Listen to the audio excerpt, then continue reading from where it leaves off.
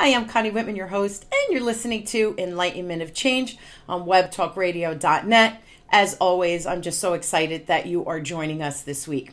So, of course, I have to start with my motivational quote, and it's by Nelson Madela. And he says, "I learned that courage was not the absence of fear, but the triumph over it.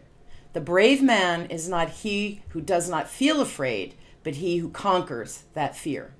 And I want you to think about that quote for a minute. Do you feel afraid every day? Now, if you're like me, you do. I do. We're afraid of maybe not being good enough, not being good looking enough, not being seen or heard, not being smart enough. And some of us are even afraid of success. And how crazy is that? And I am too. We all have, and I call it the internal record player, and mine happens to be very deeply grooved, where it's that repeating, that negative mantra, where fear just seems to easily creep in, and it happens every day in our lives. Now, what if I told you that we can control or conquer that fear? Now, notice I didn't say remove your fears. Now, would you be interested in learning how to surrender and just let it go so that we could find peace and happiness? Well, sign me up. So today my guest, back for the second time, is Simona Manetti. Now, Simona is a spiritual healer, teacher, artist, and author, channeler of angels, divine beings, and spirit guides. Now, Simone demonstrates profound, liberating, and life-changing healing through spiritual guidance and valuable tools. She outlines the past by shining a light on the inner worlds of limitations, subconscious programming, and, of course, fears. Simona navigates through the inner world and brings clarity, acceptance, and resolutions to all aspects of the self, allowing the balance of the mind, body, and soul, giving you the keys to live life with an open heart, a peace of mind, and newfound joy, enabling the awakening of all the potential and possibilities in your life journey. Sign you up, right? Today, Simona and I are actually going to be discussing her new book, Free to Be You, The Manetti Way to Heal Traumas. So again, with that, I hope, lovely introduction, please help me welcome the wonderful Simona to the show. So Simona, thanks for being on. Oh, Connie, thank you so much for having me on again. And thank you, everybody, for listening again and being present in this moment. And as always, you are just absolutely beautiful. I love your energy. Always so expressive and so kind and just very, very radiant. It makes it easy, to just have a beautiful interaction. So look forward to talk, Yeah, always. you and I always do have these great conversations, and that's what the show is, right? It's less of an interview for me and more of a conversation. Yeah. So first, tell us why, what brought you to write the book? Why the book now? Well, the book, the book has been in works for a long time. Not necessarily in the reading or writing or the construction of it, but definitely for the purpose of it. It's been there since the beginning of that I started doing the healing work, and it was very, very quickly shown to me that I would be writing a book that would address the most difficult things to overcome to give us the freedom to be.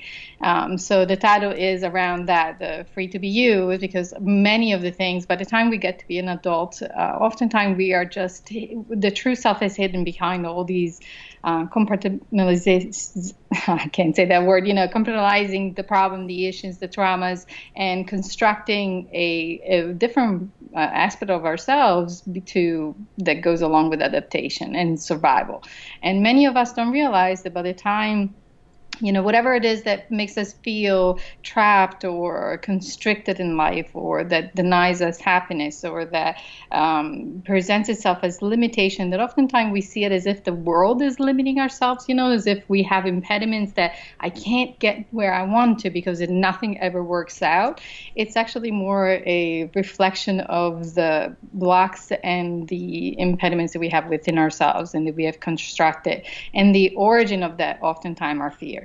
The fears of, fear of failure, fear of being loved, fear of being worthy. So those kind of things are the majority of issues behind many of these afflictions. And the one thing that I also found for myself, and again, I And not only I healed other people, but also I healed myself in the process, because I was very much afflicted by a lot of these impediments. Having had a background of abuse in many different ways, that I wanted to free myself. I did not want to be victim to my emotions, to my reactions, and to the fears that I knew they were not helping me in any way. They were just hindering my growth, and they were hindering the peace that I was really looking for within. So that's how the book started. So I want to help as many people as possible into achieving the same level of, I don't want to say success, but definitely happiness within, that peace within, that once you find it, nobody can take it away from you, and then you can really build and focus your life into everything that you actually want to,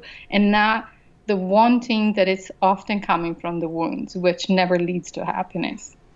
It's interesting. There's a couple of things you said in there. The first, just right at the end, actually, is once you know how to find that happiness, because it's really within us, once you kind of peel back the onion and find it, and I say this all the time, we don't know what we don't know, right? We all have blind spots. But once you know it, you can't unknow it. You can make a choice to ignore it, but you really can't unknow it. And I think that's kind of what you're saying. The other thing I heard you say is we all have our story.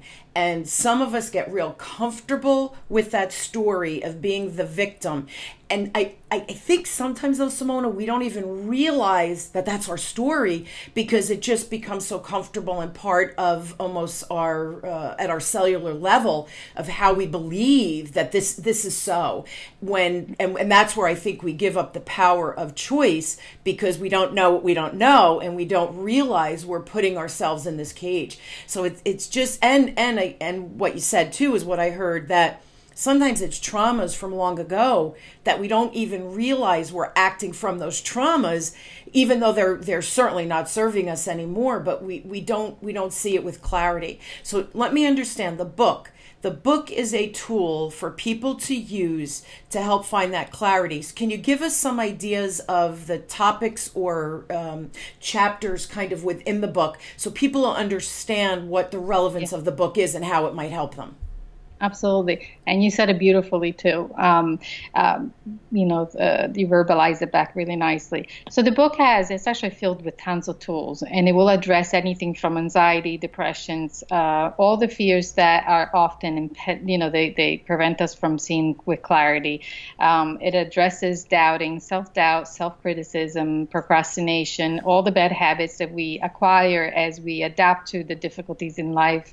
It addresses even addictions. And it gives tools in the form of for each chapter. There's actually 12 main chapters with sub-chapters, so it ends up being like 12 keys, so 12 tools with many different little tools within that addresses one aspect of the cells before we move on into the other. Because really, in order for us to really find this peace, we have to start with the foundation, and the foundation is oftentimes the acceptance of the self. So the first, one of the first tools will be understanding what's really preventing us from accepting ourselves, and that creates the doubts, that creates the guilt, the shame, the judgment that we have of ourselves. So it will be, it's a book that goes into details, into giving the whys and giving the reasons of how we get to the place that we get, especially in regards to simple things like judgment, criticism of the self, even accepting criticism of others, or the fears that we tend to make to adapt so that they're more like our comfortable. The comforting blanket that make us feel safe temporarily, but really doesn't help us get to where would actually be better, and where is a place where we feel better about ourselves. So for an example of one of the tools, I give one when we start talking or addressing how much we actually want to love ourselves. And the thing is that one of the main things that we eliminate when we start affecting our identity, because as you were saying before, we're born with a set of identities that we may not know what it is because we're too young to know.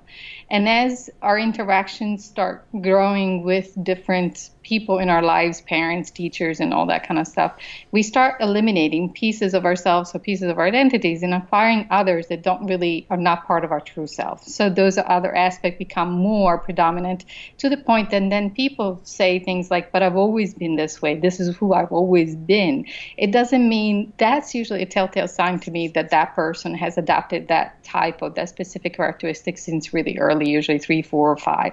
And I'll see it too. My guys show it to me. So it's not difficult for me to pinpoint the time that certain things were established. And I try to convey that in the book as well, because I'm trying to give all the tools that I usually use in a session in the format of a book, so the person at home can actually find the time and ease to go into it and address whatever issues may be there. And so, for example, the one about there is one of the tools that I give that I call the 50-50 rule, which is the step towards loving oneself is strictly related to the inability of saying no, and the inability to give yourself permission to allow yourself the same freedom that you may give to another.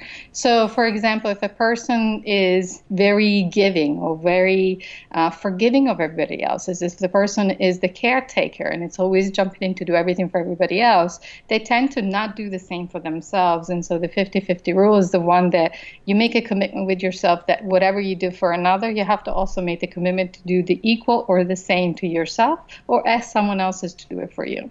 And it's not just that. It's just that everything before or after is a very specific and direct guide into the reasons why we go there. So I talk from the point of the subconscious, the conscious mind, the energy body, the mind body, the heart, and all the other bodies that are involved with the person, because it's not just our minds that is thinking of things. It's not what we feel. It's not only that. It's also our physical body that reacts. And so those people actually then feel anxieties, panic attacks, that they have addiction tendency. That will be addressed and explained in details why in the process, how we get there. Because I figure, in my view, if you have the knowledge, you have all the tools that you need to undo whatever. Then you have the choice. As you said, I want people to know you have the choice to make different decisions that lead you to a happier self.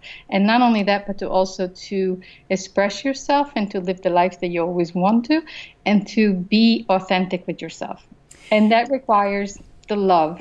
Go ahead. I'm just laughing because as you were describing that 50-50, this is something I do all the time. And again, I'm thinking, this is interesting, right? Self-love. And I work very hard, right? And we moved last year. And since my husband and I have figured it out, for almost a full year now, I've worked 7 days a week trying to pack and purge and move. And we moved the kids. And so we actually moved 4 times last year, and then work. And I signed another client and I started another business. And I go, which I love. That's who I am. But it's been a year since I pretty much worked 7 days a week. And last year I took 1 week vacation. And of course I was still checking emails. That's a problem. And I know I have a problem. So here's the other thing. Now I go to get my nails done and I see that she's running behind because a client came in late or whatever. And I walk in and I immediately think, I said, listen, do you need to use the facilities, or do you need to eat something real quick? Because I see you're harried. And listen, take 5 minutes. It's me. I'm happy to wait. But breathe, relax. Now, when you just said that, that popped into my head. I say that all the time when someone is providing a service for me, my lashes, my nails, whatever it might be, that I get to say to them, it's okay. Go take a quick break and just breathe. I never allow myself to take a quick break and breathe. And it's funny, Simona, because my husband is really good. Like the other day I was going and I'm like, I got to do one more thing. Like I could take a break after I do one more thing. Like this is how I live my life. And he looked at me and he's very good at forcing me to hug him. And he hugs me and he's like, you need a hug. And I'm like, I have things to do, right? And he hugged me. And I started laughing, and I'm like, yes, I needed that hug. Yes, I need to stop. Thank you. Let's go put a movie on, So he's very good for me because he knows when I'm wound so tight, because I don't ever allow myself to stop because there's more to do. There's more to do. Just keep moving forward. And I think because I love what I do, that I don't look at it as work, because it's rewarding. But on the same token, Simona, I have to self-love and find that balance. And it's very, very hard for me. So that 50-50, I'm going to remember that now. I never thought about it, but I'm very easy to show someone else that kindness because I get it. I know what it's like to go, go, go, go, go. I have to allow myself to do that and not always have my husband be my safety net to pull me out of my own kind of insanity, right?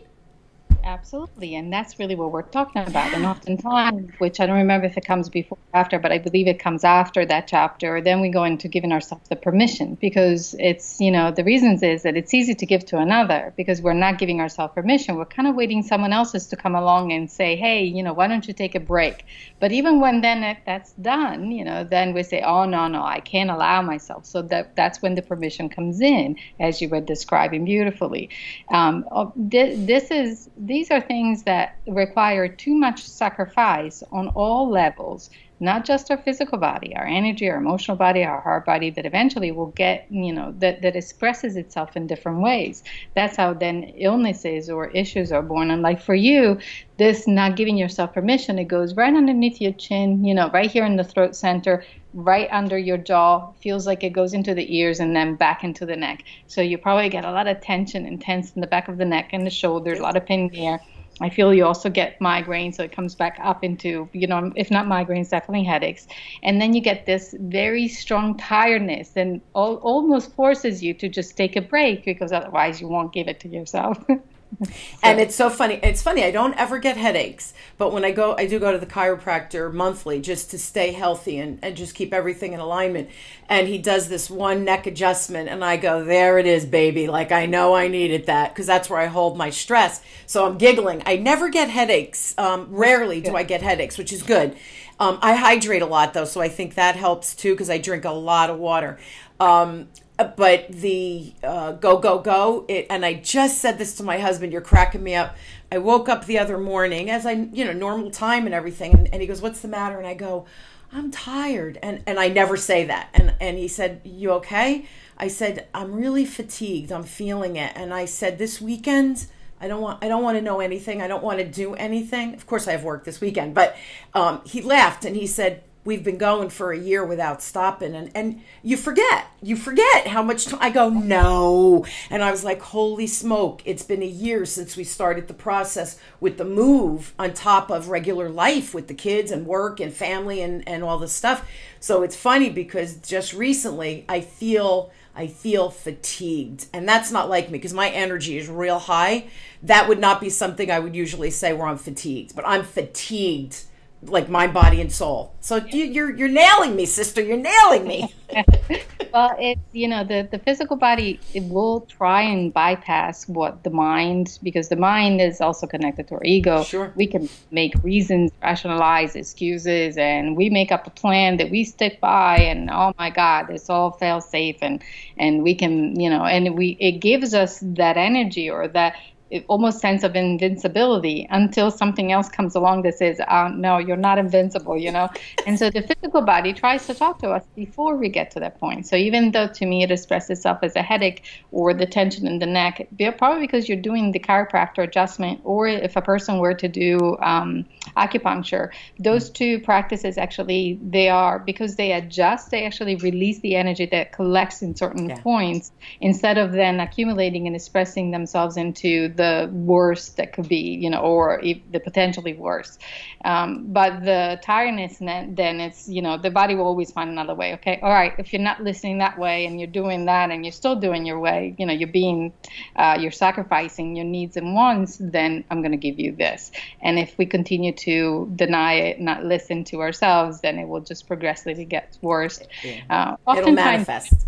It will manifest itself because it's a self-preservation mechanism. It's not just one of ourselves. We have all these aspects, all these bodies that work together, and we sometimes tend to overcome all the others, and usually is the one where the ego is most centered, which is associated to fears and limitation, and that voice is the loudest compared to everyone else. So totally. Another way. And yes, I'm glad you mentioned fears. I wanted to circle back to that. Because here's the reality, Simona, and I know you know this for yourself as well. I have a lot of fears. I think the difference is, and maybe it's how I was raised. My father came here from Italy when he was 20 and, worked his butt off, 3 jobs, went to school at night to learn English, brought his family over one at a time. And I think that's why I don't give myself a break, because I feel like he did all of this, right? I have to do it. I have to work hard because he's 88 years old, God bless him, and he doesn't take breaks, Now he takes a little more naps than he used to, but he doesn't take any breaks. So it's that drive of keep going. So I think it's a learned behavior from that. But I also think that fear is real, and I know I feel fear, but I think because he was so courageous that maybe just being raised by him, that he taught us how to kind of pull up your bootstraps and face fear, and just, you got to do it, you got to do it. It was always a reality check of, you don't do it, who's gonna? It's not going to change if you don't do something. This is your life. You have control. So he really taught us that. But I'm telling you, and I know, I feel fear all the time. I just, and I don't know if the word courage is right or not, but I just know, I think, you know what? I hear you. I feel it. One foot in front of the other. You've got to do this. And you just, keep learn. But I think I've learned that. I don't know that maybe everybody has learned that, right? But we all feel fear.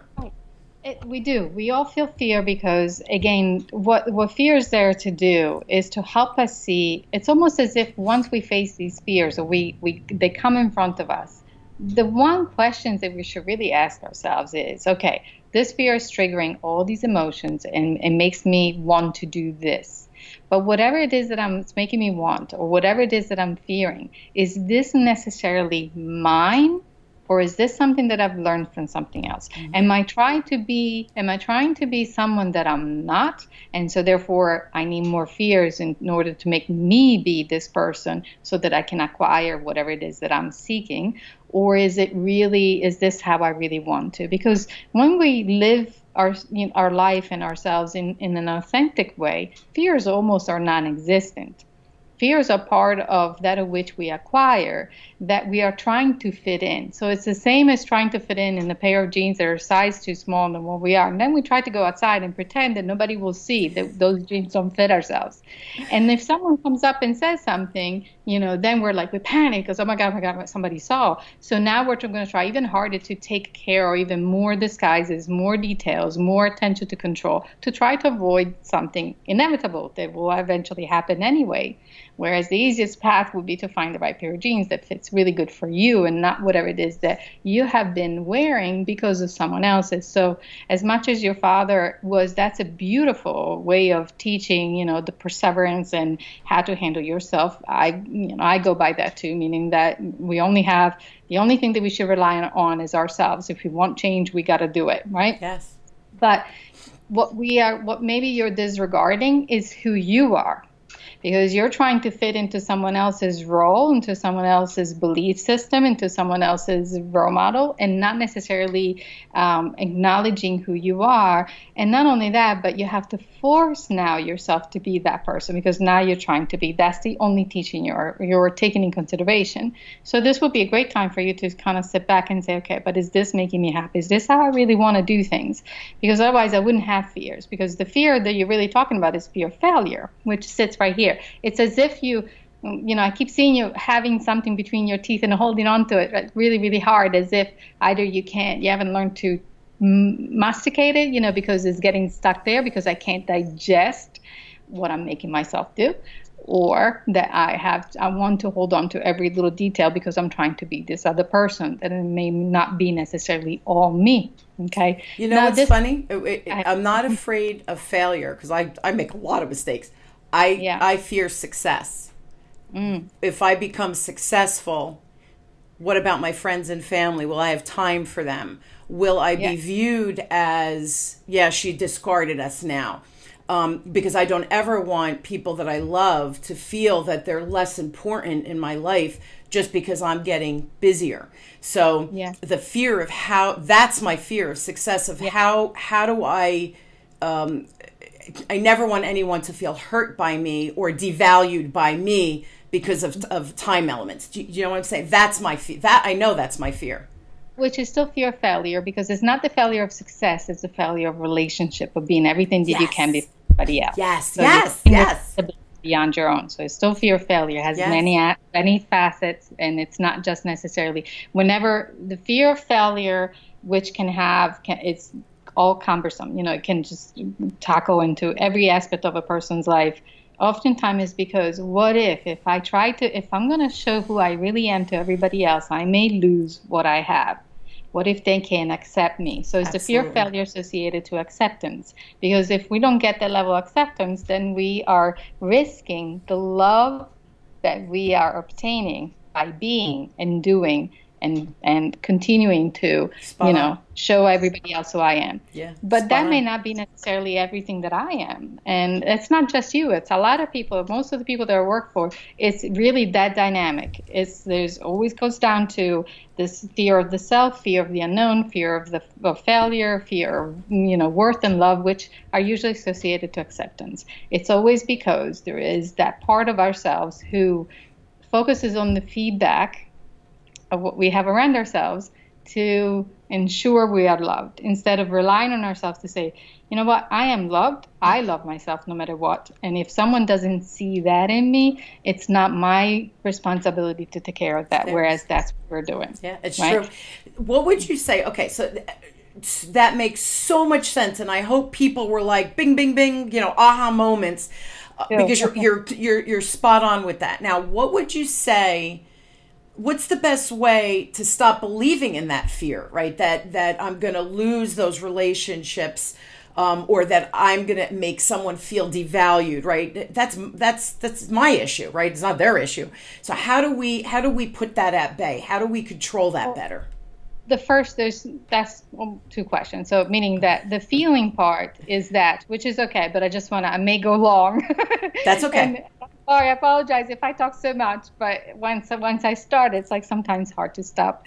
Maybe I should do better with that. But anyway, the feeling part is that how we feel about something has to do with our experiences and who we are in our story, how we react in feelings about anything that someone else outside ourselves does, say, or act, or in any way has to do with something we already felt, we already perceive. It's an old story that is just popping up again because someone accidentally stepped on that wound, on that button, and oh my God, all those feelings comes out. The feelings are not originating necessarily because of that very instance, but they are because they're reminding the person of something already happened.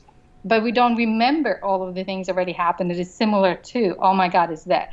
But you got to understand that by the time we're like 8, 9, or 10, we already have experience. We have all these stories. They already have these automated, response systems that makes us feel in a very specific way to anything that happens after that.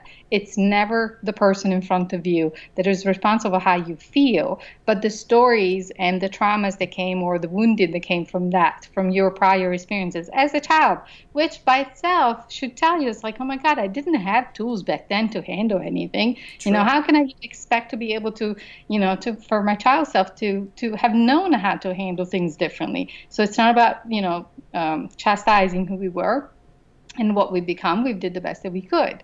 That's the feeling. So if you look at it that way, you can never, ever be responsible for how someone else feels. Neither I want anybody to be responsible for how I feel. It doesn't mean that I can't say, when you say this, it makes me feel this way. But I have to first address it. But there's probably a wound. Let me take care of that wound. And then maybe I can understand and then focus on my needs that were not regarded in the conversation that made me feel a certain way. It's not about the feeling that we need to address. It's the needs that were disregarded. But if we don't handle the wound, we're never going to know what the needs were, because we're only focusing, oh, you made me feel this way, or I'm taking the responsibility of taking care of your feelings because I don't want to feel awkward about it, right? So, but we're not handling the needs. So we're getting stuck is really what happens, and we keep repeating the behaviors over and over and over again. Focusing on that, especially if you focus on the feelings. So the feelings come up, whenever feelings come up and you feel anything about anything, the first action is to say, when did I feel this? When was the first time, if you can remember, or go to the very first time you can remember, as far back as you can. A lot of people can't remember their childhood, but you may be able to go back to when you were in your 20s, 30s, your teens, There has to be some type of form that can tell you, oh, I remember feeling this way back when. If that's happened, you can't be blaming the person now to how they made you feel, because you already experienced it. There's already a story that is controlling you by now. Do you understand what I'm saying, right? Absolutely. Right. So that's about feelings. So what I always tell people is like, take the feelings and go deeper. Don't just stay there, but see what it is that go for the needs, and not the physical needs, the emotional needs. And that's what the book is mostly about. It's about our emotional needs that we don't take care of. So quick, go ahead. I was going to say, so because we're almost out of time, but the book will, so now totally you have the feeling, stop, look at the feeling, try to kind of go back. When was the first time you had that feeling, if you can go back that far? And what was the need that was not met that created that feeling? Yeah. Correct? And the best question, correct. And the best question to ask is like, think about it if this was your child in the same situation, or someone that you care about, and you were witnessing the same instance that you were in at that age. And then ask yourself to look at the whole, scene and say, what does that child need? What did that person needed in that moment that was not given to them? Not in, a lot of people say love, affection, and that kind of thing. That's nothing. That's just, yes, we do need love, but oftentimes our needs are much more convoluted than just love. Love is too much of a general thing. So I'd rather if people focus on like, where did you feel heard? Did you feel seen? Did you feel recognized? Were you validated? Did someone acknowledge, how you felt, how your needs, your wants, because did somebody made you feel good about the choices that you made? Those are all things that we do to let someone know that we love them. So it's not saying love. It's okay, it's love, but you still don't know how to give it to yourself. You still don't know what you actually needed to feel loved. So that's the better question. Ask yourself, what did you need to feel love in that moment? And then give it to yourself. Learn to give it to yourself more, or to find ways now, and to find ways that you can convey the same message to the people you interact with, where you say, okay, I realize this is my problem. This is how I react. This is how I feel wounded when this happens, the situation when you say this. But what I really need is this. So can you help me doing this? Let's find a compromise that, we both can help each other. And I'll be happy to do the same for you. Yeah, it's interesting because as you were saying that, I know where that wound came from. Wow, I don't know why, and I don't know. I haven't thought about this probably in 100 years.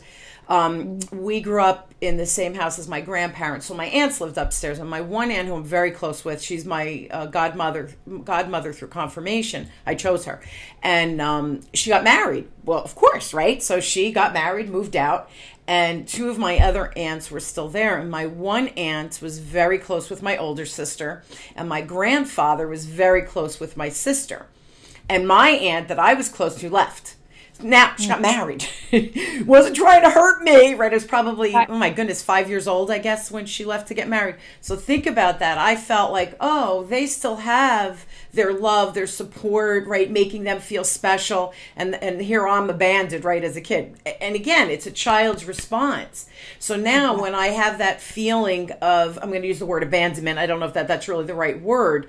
Go back to that moment and just give myself the love and the reinforcement, and that I matter, right? And that I am visible, because she made me feel visible and wanted and loved and all the, not that my parents didn't, but it's that extra little attention that you get from your aunt, right? You get spoiled just by that little bit. And I think it's funny. I think that's maybe why my husband and I work so well. He gives me that every day, that I matter and I'm worthy, and like, I see you, I hear you, he needs me, I'm wanted, I'm loved, so I isn't that funny that he really grounds me and makes me feel special every day. So that's a good thing, right? That's a good thing that we choose the right people. Yes, we do. We always choose the right people that come in and they push our button, either to really trigger us enormously or to really help us go into a better place. One way or the other, we'll find someone, spirit or the universe bring someone into your life. But the beautiful thing about this, this revelation right now is you can take those steps that you give to everybody else. So whatever you pay attention that someone may need, we always focus on giving what we give to others, and we say, oh, that person needs this, I got to do this, you know. And sometimes we may not even think that, but it's not necessarily because the person really need it. We didn't ask them, what do you need? What can I do for you in this moment? What do you actually need that I can give to you? Which will make them feel heard and seen and recognized and all that.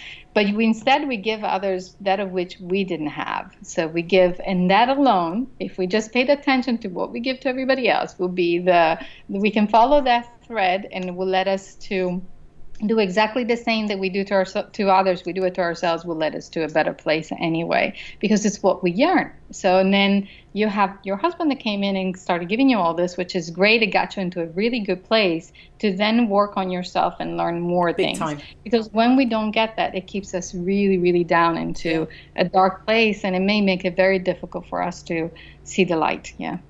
And it's cool because he too is on, I think I'm the right person for him. That's why I think we're compatible. I give him the things that from his childhood, whatever wounds he has, I shine the light on that within him of the value I see, where maybe he felt devalued or whatever it is.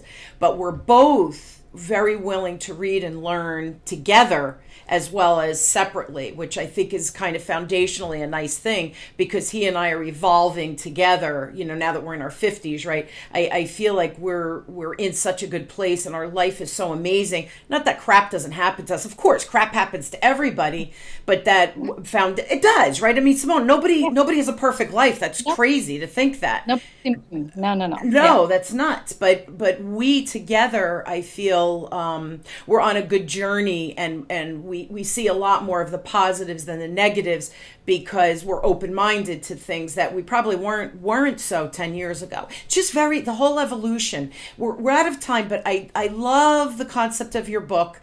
I hope people will go and buy the book. So it's Free to Be You, why can't I ever say your name right? Menenti. Did I say that right? Yeah. Menenti? Yeah, Menenti way.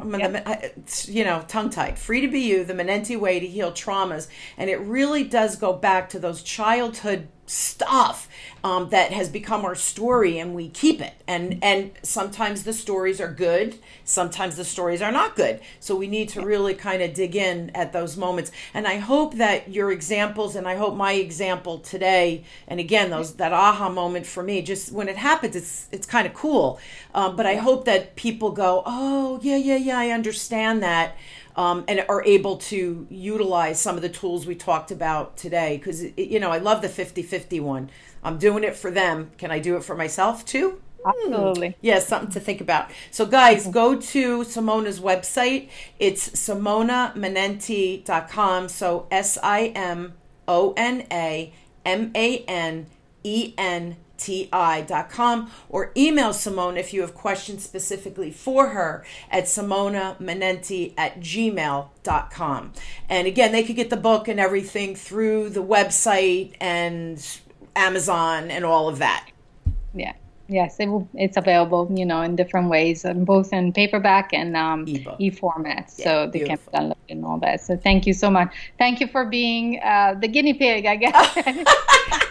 We're going to go there, but I'm happy to, because it's the one thing that I think when people see how they can make a connection to their own stories, which the book also has as different examples of of my stories and other people's stories as well. It makes it easier for them to say, oh, this is what it means, and this is what I do too. So thank you for offering yourself to that. Yeah, I didn't mean to get so personal with everybody, but again, I agree with you. I think when people understand a story, they can relate to it versus the concept that we're discussing. So I think when we dig in like that, I think it's like, oh, yes, that makes sense.